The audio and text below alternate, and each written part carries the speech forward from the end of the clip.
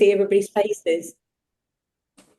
Perfect. So I'm just going to share my screen, and hopefully this won't fight me. So we'll go from there. Fantastic. So hopefully I'll be able to see all of your faces as well at the same time, or oh no, everybody's disappearing. So apologies for that.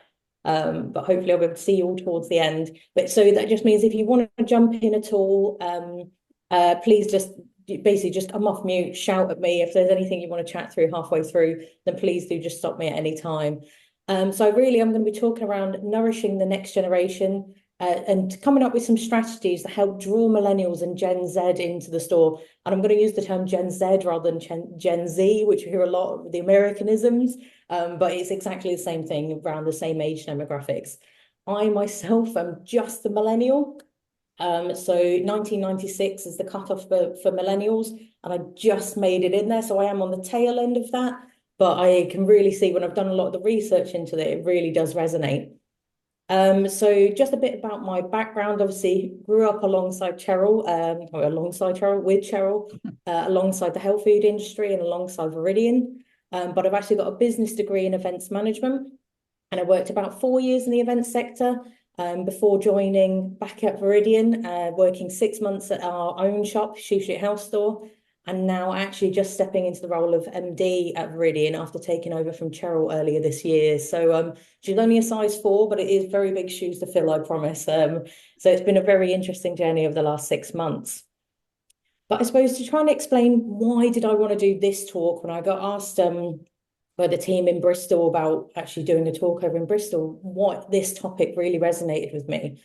And really, well, some of you might already have heard Cheryl previously talking about what kind of 60-year-old do you want to be? And so I was thinking more and more about that. And so whilst the population is living increasingly longer, this doesn't mean that they're actually living in good health or better health. And it's now more crucial than ever that we help educate at a young age the importance of looking after yourself and your health to support what sort of 60-year-old do you want to be. And so when I was Googling away lots of different things, as we all do, I wanted to type in what should I expect when I'm in my 60s? And I was expecting to see things like start thinking about grandkids, start thinking about retirement, all of these fun things that you're going to be looking forward to when you're into your 60s and beyond. And the first thing that popped up was good old WebMD saying about in your mid-60s, it's prime time for heart attack, stroke, and heart failure. And I thought, as a 28-year-old, soon to be 29-year-old, that is a shocking and really hurtful thing to hear. That's what I'm going to be looking forward to in my 60s. And that is why I think we're in the perfect position as health food stores to really support the education and guidance for those younger demographics, so they don't have to be worrying about that when they're 60. They can be thinking more about the grandkids, the retirement, all of these fun things. I say retirement, it's probably going to be closer to the age of sort of 80 by the time we get there, but we'll be able to think about that. So how can we attract younger demographics and younger audiences to health stores? And what strategies can we implement? And what also things maybe we should potentially avoid? But when I was looking again, where can we actually get the support and advice as health food stores to attract those demographics? And so I, again, turned to Google. And it came up with these 4 points. And I thought, very bold statements, quite Americanized. And my aim today is actually to present 6 potential strategies that you could use in your stores that are actually easy to implement, cost effective, and actually focus on health food stores rather than this sort of very vague thing that Dr. Google always comes up with for us. But to very quickly summarize, who are we actually on talk about when we talk about millennials and Gen Z? So we'll start with the who. When looking at the percentage of people who actually own their home between the ages of 25 and 34, actually bought their own home across all generations, for boomers between the ages of 25 and 34 when they were, 65 to 70% of them owned their own home by 34 years old. For Gen X, it was 55% by the time they were 34. And millennials, it's looking that this is actually going to be 37% by the age of 37% by the age of 34. And this percentage goes up to 50%, only 50% when they reach the age of 44. So when you combine their lower earning power by the rising house prices, you can start to understand why their spending habits actually really differ from their parents. So millennials are typically at the moment aged between 43 years old and 27-year-old in comparison to Gen Zs, which are around 26 to 12 years old. So they're still sort of in secondary school and starting to move into the workforce, whereas really millennials are the majority of the workforce at the moment. So it's no wonder that the Financial Times back in 2018 said that millennials are actually the first generation in the UK to earn less than a generation before. So as you can imagine, when they're shopping, they are thinking about price, they're thinking about being cost effective, but it also means that they maybe don't just buy for the sake of buying, they're looking for a reason when they're buying a certain product. And for Gen Z, there has been some Mintel data that shows that there are approximately 10 million Gen Zs in the UK, which accounts for about 15% of the population. And then there's some research by ClearPlay that says that Gen Zs and millennials account for about 25% of the total retail spend within the UK. However, that's predicted to grow to about 39% by 2030 as more of them enter the workforce. And some of the key things that they differentiate them from maybe other generations is they have grown up with the internet. The millennials were the first to grow up with actual internet shopping. And then obviously the things around their homes and their buying, but also a lot of mental health awareness. It's obviously a lot more talked about within social norms. You'll see it a lot more on social media and lots of areas. And it's also doctors are being trained more in those areas to recognize the signs. Obviously, a huge area for millennials and Gen Z, as we mentioned, sort of is social media. So in the UK, social media usage among millennials and Gen Z shows a clear preference for platforms like YouTube, Instagram, TikTok, and Snapchat. And really what it kind of tells you is that these platforms all highlight the dominance of visually driven and short form content for younger generations. So quick videos, things that are going to grab their attention, as I think there is quite a stereotypical norm around people of millennials and Gen Z having quite a short attention span due to us having that need for instant gratification that's kind of stemmed from social media and the internet. Everything is right at the touch of our fingertips. But if you are looking for sort of different avenues like social media advertising, depending on who you're going to target, you might differ from one to the other.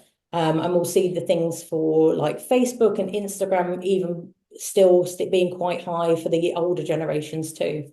And we'll be able to see some data start to come through actually on what Gen Alpha might be looking like. But obviously, at the moment, they're not really the keen shoppers. And I thought to summarize it, I found this very nice quote from Elle Online magazine. And I personally quite enjoyed it because there's quite a lot of cultural references that really resonated with me. But it's about the cultural and also the shopping habit differences between millennials and Gen Z. But I think the line that really resonates with both of the generations is this generation doesn't just buy a product, they buy a story. So when we were talking about them before not having potentially as much money as previous generations, they are buying into the story, not just the product. And so opportunities for health food stores is a huge opportunity because all health food stores really have a fantastic, a wonderful story to tell about their products, about their team, about the community, about their why have they started? And whilst both generations are environmentally conscious, as according to a report from First Insight, 73% of Gen Z consumers are willing to pay 10% more for a sustainable product over a sort of average or non-sustainable product.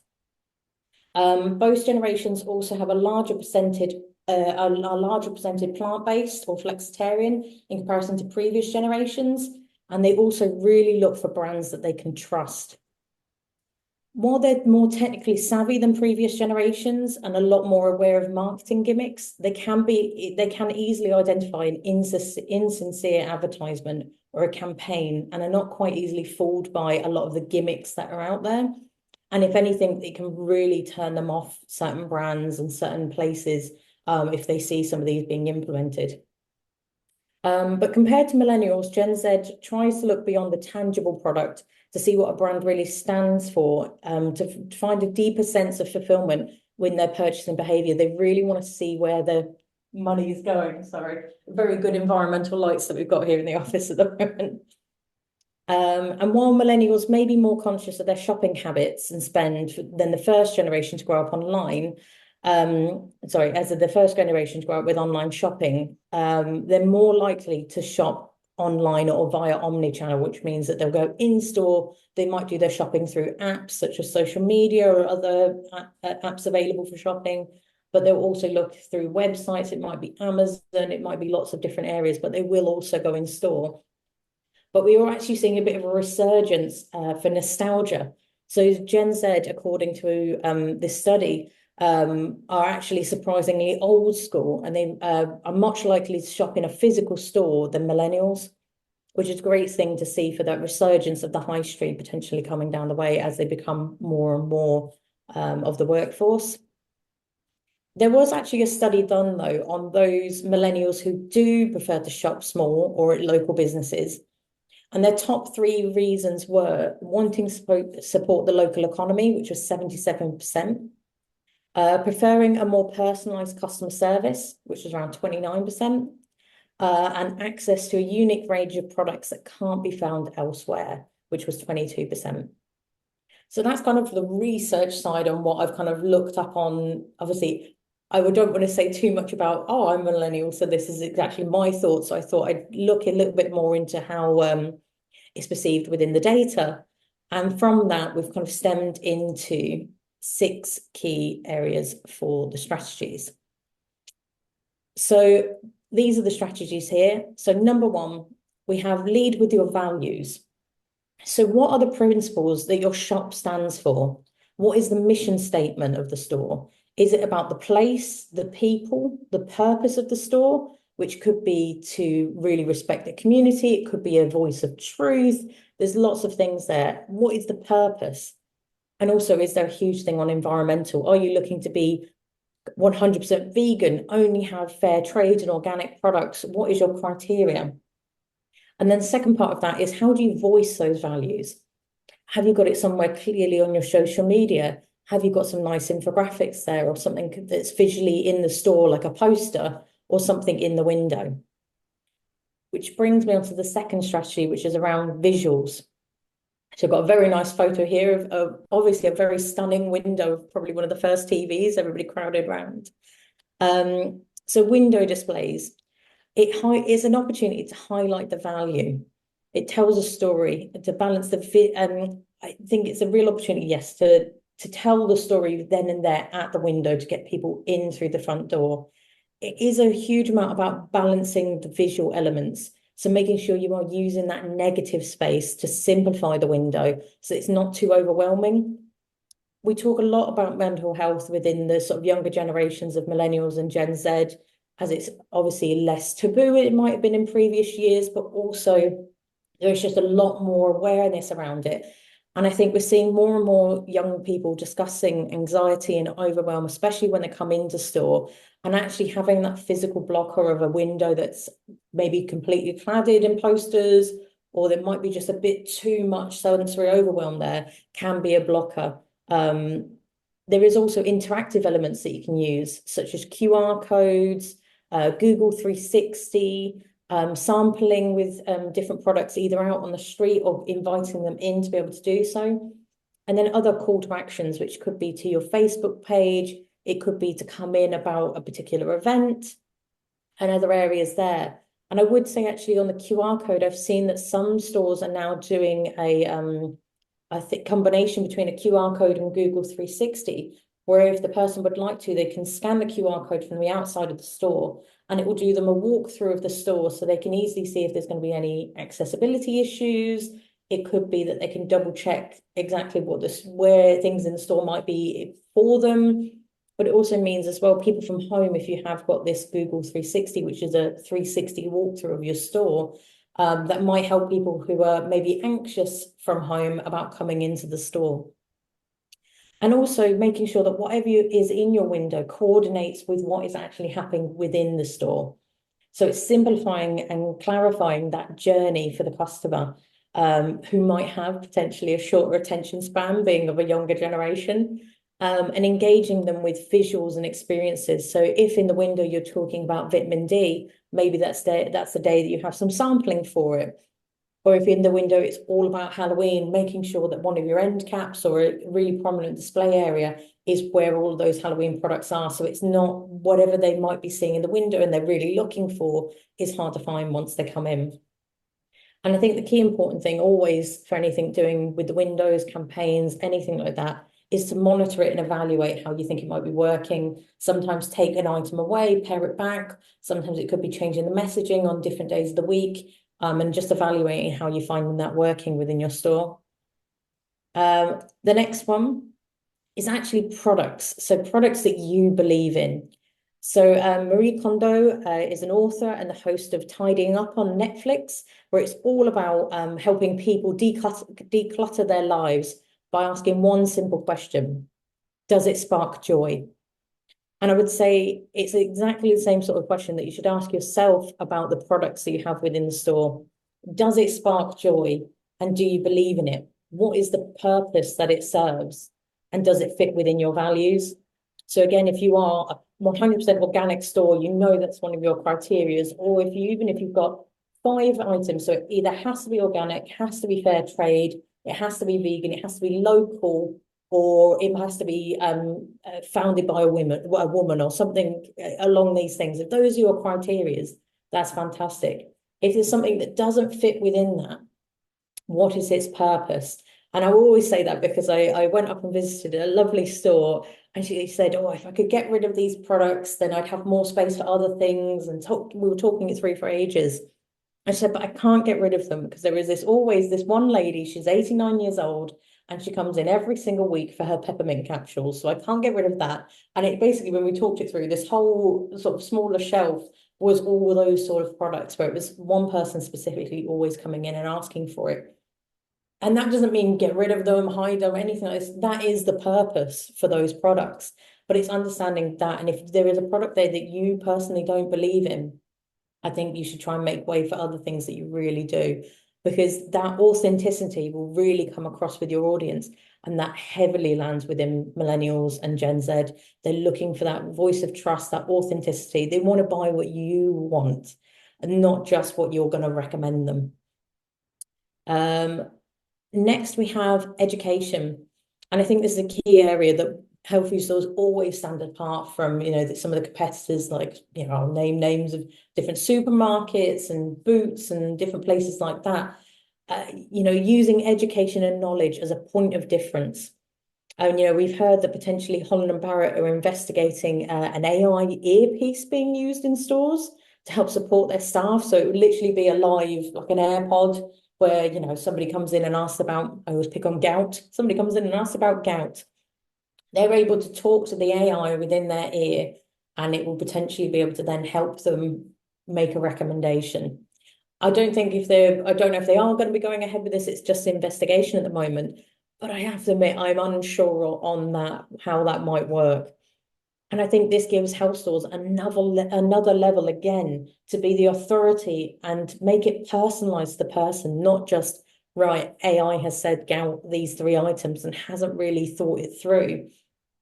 I think it's the perfect place to actually talk to people like they are people, not just going through technology. And I'm sure online you guys have heard about some crazy myths from customers that they've read about or heard about. I mean, some that come to mind is the dry scooping challenge that's going around on TikTok or has gone around on TikTok around protein powder, where you scoop it and literally dry powder into your mouth. And obviously, there is no real health benefit to doing it. And if anything, actually inhaling that powder has a negative impact on your health. But these are the crazy things that are going around online.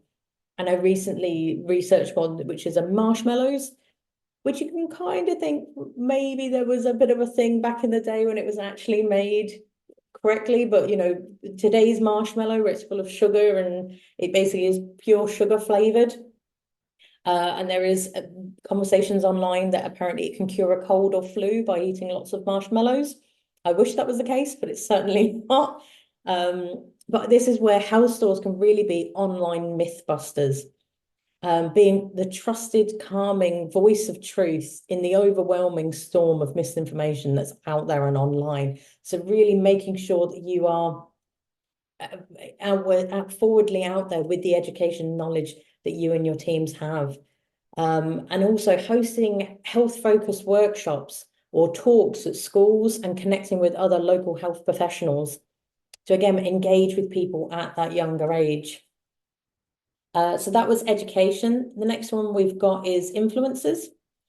So working with influencers, which I know always can sound quite daunting, finding the right people. Goodness, you're going to have to pay somebody thousands and thousands of pounds to be a Davina McCall or a Fern Cotton, or I'm trying to think of somebody else, Paris Hilton of the Instagram and the social media, and that's who you need to get in order to get the younger audience. But actually, more and more research is saying that's really not the case. It is about local, real people, not celebrities. And that could be a local mum who's doing a fun run. It could be lots of different things. If you're targeting the Gen Zs and millennials, people within their demographic are really going to be, again, that authentic connection with them that they're looking for. But also, I would say your teams, again, with that education and knowledge, are in the fantastic position to become their own local micro influencers. So if they're keen and will be engaged to do it, then please, encourage them to do so. But I would actually say, whilst it's great to get your team to do it, it's lovely to have a local influencer. It's great to have your team do it, but yourselves is the cherry on top. If you feel comfortable becoming a local influencer and working with other ones, it could be other store owners in your town, people that they recognize the faces of. That's really going to be the top tier of the influencers, to be able to get that connection with your stores, making sure your faces are out there on your social media channels. And also talking to local secondary schools is a key area as well there. So making sure you're targeting the right demographic there, looking at the age demographics. Also, if you know that you're going to be targeting millennials who are vegan, looking for other people in the area who might fit within that demographic as well. So they're building up their own community within that area. Then it's about creating a short list of influencers that you might find and start to gather a bit of data around them. So, how many followers do they have? What engagement do they have? Just as check that they're actually going to be the right value for money for you there. And I would also say it's not always a monetary transaction, especially with micro influencers. It could be product, it could be a free cup of tea. Sometimes it is actually just a quid pro quo. If it's their store and your store and different things, and you can help engage together, and you don't have to then have as much of an upfront cost as you would typically with a larger influencer. And the last one is socials. I won't go through the sort of ins and outs of all the social media things that we could be doing, because it's obviously pretty much its own talk altogether then. But I will discuss the sort of engaging with millennials and Gen Z. I would think that one of the key areas there is interactive marketing. Things like polls, quizzes, surveys, and online challenges, having their voice heard is incredibly important. And so things like that they can engage with work really well. Even if it's that, right, you've now entered this quiz and the winning thing is coffee, or it's a mini sample, or it's different things that you can get from your suppliers. It doesn't have to be, right, it's going to be a £300 prize and something too extravagant. I think it's that lots of little local connections that are really going to build that lifelong connection with those customers. And always when you're thinking about the polls, quizzes, anything you're doing online, it's also trying to always tie it back to whatever your call to action is. So are you trying to book a one-on-one consultation with them? Are you trying to ask them to actually come physically in store? Are you trying to get them to actually just buy the specific product that you're mentioning and tailor the message down into that, so you can basically get your call to action within socials? It's very easy to post a lot of very nice content that looks very stunning and visual. But actually, if you haven't got that call to action, you're going to struggle to see that deeper connection build with them. And those are my 6 points. So I kind of had just one thing to conclude on, which is really millennials and Gen Z feel disappointed and they feel disgruntled with what they have inherited from previous generations. But I think happily and significantly for health food stores, the resurgence of nostalgia are in high demand, much like the core values of why health food stores actually started in the first place. There is a need for trust and authenticity for these generations, which is a great place for the independent health trade as the demand for sustainability and ethics really continues to strengthen within these generations. So I just want to say thank you very much for listening to me babble on about me and my generation. And if anybody has any questions, feel free to ask away, or I've put up a couple of details there for myself as well. And a huge thank you to House Stores UK for having me.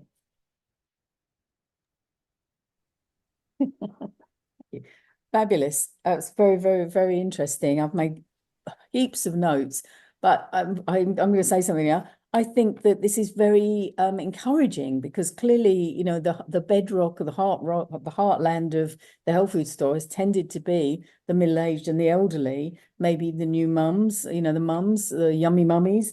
But knowing that the next generation is coming through, the new customers that are going to be coming through to our shops are actually very interested in what I thought was great what you said about the sort of the vintage interest and the sort of retro interest. It's almost like they want the health food stores of the 1970s or the 1920s when health food stores were first invented, having that real strong philosophy and authenticity. So I think it actually bodes well, even though they may not have the expenditure. Although, of course, the boomers, I hate to say this because I'm probably a boomer, am I? Am I a boomer? I'm a boomer. So the boomers will be dying off.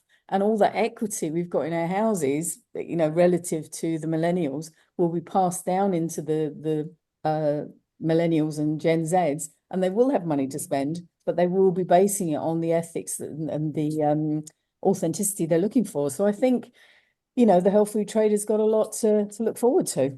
And the one thing I'll say on that, it's not that they don't have money. You know, there it is still very affluent, obviously still, but it is just in comparison to previous years. There is that perception of actually it is struggle. It's harder to buy a home. More people are still renting or living at home still. But I have to admit, you still see when I look at the research on actually for things for health and wellness, it is still such a huge, huge demographic. And again, if people are falling on financial harder times, or they might be other things, typically health and wellness is something that they never scrimp on.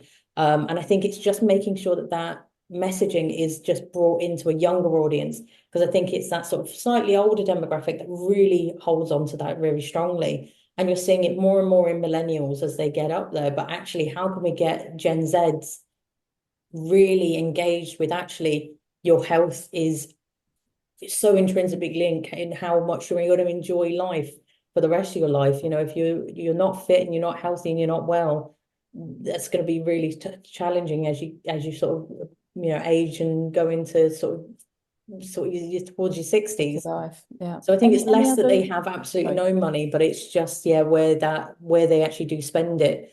And because they're not buying houses and things, actually they do have slightly more expendable income. But again, they're really looking for things with that purpose. Any other questions in the group? As another boomer, Oh, sorry. Just John, and then we'll come to Justina. Yeah. so I'm a boomer as well. Then is that correct? You're much older than me. You're a what do you call it? I can't think what is before boomers. Yeah, that was really War interesting, baby. Holly. Really interesting. The social media. Are we saying that Facebook is basically on its way out and the others taking over?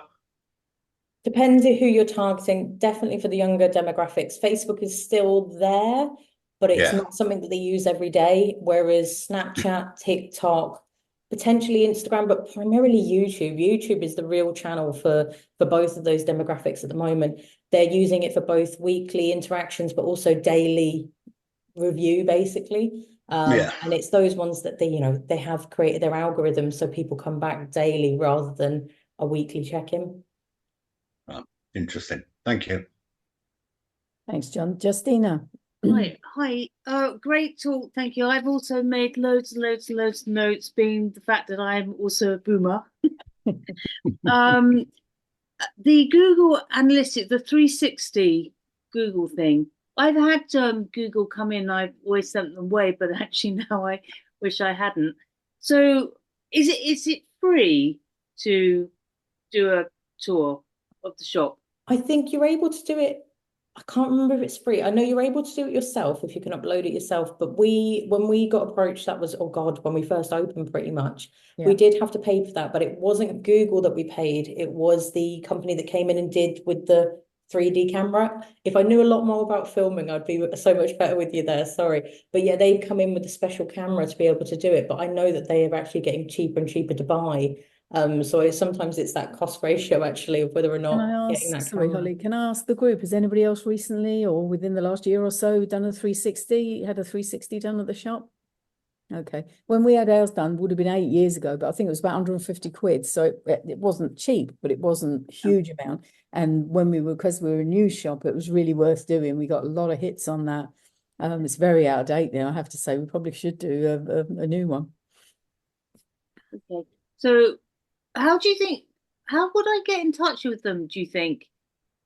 Um, Have you got a Google Business account? Are you on Google Business? yeah. Yeah, I bet there's a contact through that. We'll have a quick look and we'll pop Yeah, I'll something have on. a quick scan now. I'll have a quick look today, just and let you. Great, definitely let you Thank know. you. Any other questions? I've got a query then. Anybody opened up to the group, not just Holly. What ailments are you finding that, say, the under 30s are coming in with, or under 20s? What ailments do you think they're turning up at your shop with? I think anxiety is certainly one. Depression, Mhm. for sure. We also have quite a few of them that come in for our refills, so it's not ailments, but our Yeah. refill section is really important for them. Yeah. I would agree with Justina. Anxiety, I think, is one of the biggest things that I see Yeah. in the younger age group. Sleep also, actually, is quite poor. Suppose it's connected, isn't it? Yeah. Claire, were you going to say something? Yeah, we find the same thing as well. Anxiety is the main one. And then yes, sleep, gut issues, which are all kind of anxiety related too. And also we find that they're really big on our environmental stuff. So Yeah. the refills, natural skincare, that kind of stuff. Yeah. Yeah, we get quite a few people in for skin complaints, skin issues. Yeah. Yeah. It's kind of mostly, I think the underlying causes are mostly sort of stress and poor diet. Yeah. But but if they're coming in the door of our shops, they're at least making changes in those directions. So that's good. Yeah. Excellent. Excellent. Do you get any referrals from other, established like doctor or from the social prescribers, or do you ever get people sent in by the doctors to the health food store? Yeah, we do. Yeah, we're actually just in between the police station and the one of the main hospitals in Tralee, and there's a couple of consultants in the hospital down the road, and they send a lot of people our way, especially the joint specialist up there. He sends a lot of people down to us for turmeric and cayenne. Excellent. How did that come about, that relationship? He was years and years ago, we used to do a box delivery scheme, and himself and his wife were on that. And Nice. we've known them a long time. But we actually have quite a lot of the staff from the hotel, doctors and nurses and admins and hotel from the hospital.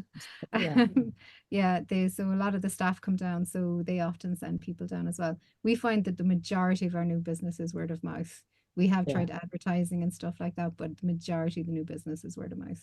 Yeah, that's good to know. It's good to know. Anything that any stores here have actually done to deliberately outreach to millennials and Gen Zs? We did when we first took over Elixir. Demographic was very much boomers, and all of the merchandising and the products were all aimed at boomers, whereas we really wanted to change that around. And so we hit social media really hard with Facebook. I know that that's not the big one, but we did lots of Facebook and Instagram. That's worked quite well for us, and actually bought in products that the younger generations were talking about. And they were talking about the nootropics long before the boomers were. So Yeah. to actually bring them in store and talk about them to people, that actually helped us become, like you're saying about the knowledge, that really helped us with the knowledge side of it, especially now that there are mushrooms everywhere. You know, you can go to Co-op and you can buy things that have Yeah. got lion's mane in, Yeah. but people aren't trusting them. They might take it, but then they'll come and they'll have advice and they'll actually look for the better products. So it was not just about targeting them with the marketing, it was also bringing in some products that we knew that they were after. Super, super. How do we know what's coming next, that what they want? Is there something that Health Stores UK or HFMA could do to monitor what the next gen, people are going to want? I personally would say it's quite a tough one. That, I mean, if I speak about MPD in Viridian, or anywhere, it's always a tough one. You are looking at trends on Google, so you can set up Google alerts for different trends, for different keyword searches and things like this. I'm going to be the elephant in the room and say ChatGPT, AI, those sort of things. I would never say take it as gospel. It is always going to be slightly nuanced in there, but you can have a look at the research that it's been able to pull and kind of gauge it, and you have a bit of a gut feel whether or not you think that actually fits and might work for your area too. And then I would say it is trying to look through and find your demographics on social media and find your communities on social media and kind of see what they're talking about. You can also do polls and surveys where you're asking them. So if you found a couple of fantastic suppliers that you think would really work, asking the opinions. People love things where it's, how high do you rate on the love scale, or, what percentage of you and things like this. That goes down very quickly and, takes 5 minutes to make. I would say don't spend much more time on it than that, but it can very quickly give you some instant feedback on actually where is it going? Is it more, do you want things for stress, or you were looking for something more to do with skin health and different things, which is quite important for those younger demographics as well. And it's quite easy to quite quickly see at least a bit of a gauge on the direction. I think it's hard to say, it is a little bit, wind, trying to tell which way it's going, but at least gets you the next level. But unless you're going to be the leader and put in something like a ridiculous amount of money into a campaign and say, this is going to be the next trend, it is very hard to sort of gauge where they're going. And some can be trends and some are fads. So you might see something really come up by the wayside and it will drop down just as quickly sometimes.